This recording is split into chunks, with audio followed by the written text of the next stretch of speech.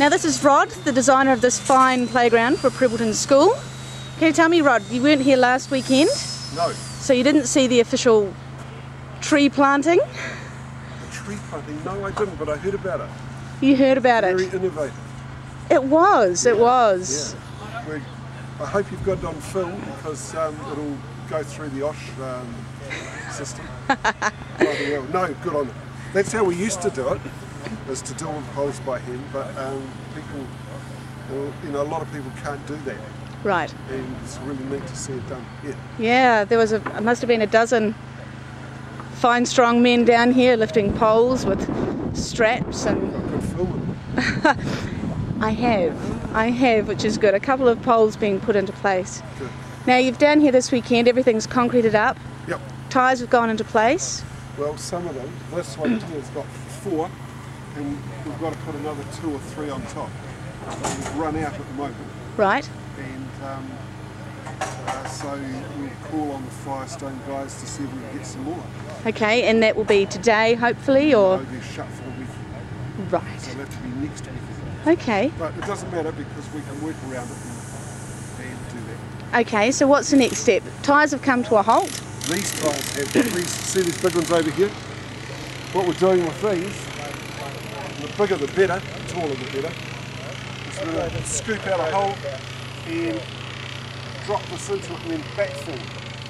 Right. And then of course the shingle goes around it. So that the idea with that is that forms a whole play unit all on its own. Okay. Your little ones will find a tyre that they can climb, and they'll climb up onto the top, and they might not get onto anything else, but they might be 5 and not a climber, and so that's their little castle. Great. The big ones will just bowl across the top and through it, under it, round it. They jump off them and all that stuff. Okay. Okay. So there's the other aspect to using tyres is that it's a huge recycling and conservation thing, in that you've got tons of recyclable material being put to good use, instead of either going into a landfill or being shipped off to China to be burnt. Right. Okay.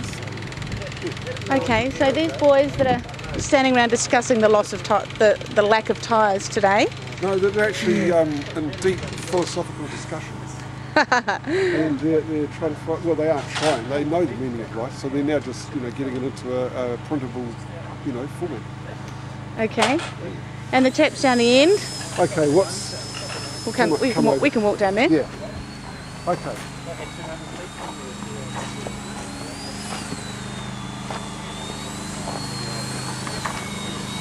Righto, now see here, that hole there and the one on the far side where the really big tyres are? Yes. They're heavier than the other ones in that area, and there's a big horizontal pole going across the top.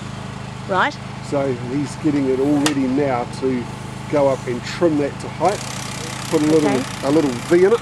Right. And then the other pole will be hired up onto it, and then it'll be fixed in place, and that one's going to be a big single rope swing. Wow. Okay? Yep. Very simple. A lot of what I design now is just from years of trying to simplify it right down to what it is that the kids really enjoy, and to make it as easy as possible to build, accepting that all this stuff's big. It's not little, it's big stuff.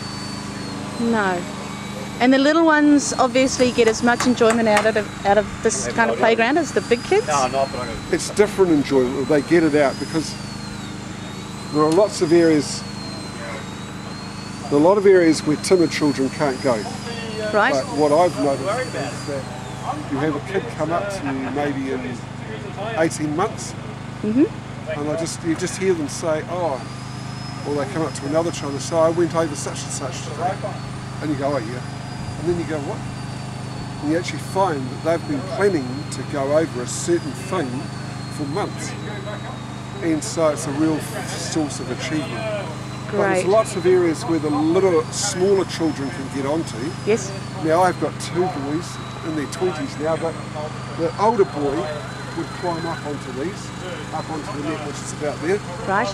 His younger brother would be sitting up there. Right. Okay. 2 years younger. And so For very agile, small kids, they just go everywhere.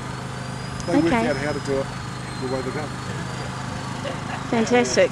Should the school be concerned there's going to be children potentially sitting at the top of poles? Well, we arrest those off, and it's no different. I mean, yeah, children can get up onto some of these, but there again, children get up on the school roof too. The same Right. children can go anywhere they like. Right. So what happens is, though, in the school there'll be a culture of play, and part of that culture is a rule, and that rule is you don't sit on the top of the poles. Okay.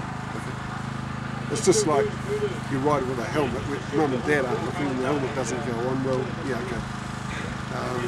But Suffer any the consequences. playground- Any playground is designed to be used, and you can go to playgrounds, the plastic ones, Yes. and you find kids sitting on the top of a plastic roof.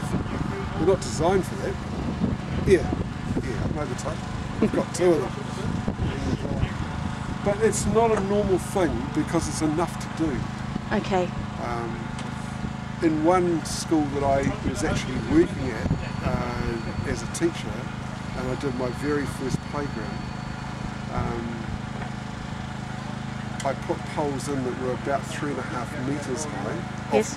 above the ground, Above the ground? and left them sanded and smooth, Right. and small kids, because there's a lot of bullying going on there, Right. small kids went up and sat, little boys went up and sat on the top, and they'd stay up there for half of lunchtime.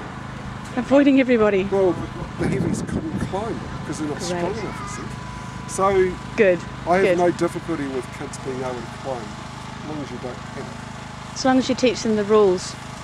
Well, the rules are to make it possible, Yes. but there are rules in the school anyway. You don't kick soccer balls at small children. Yeah. Yeah. It's wonderful.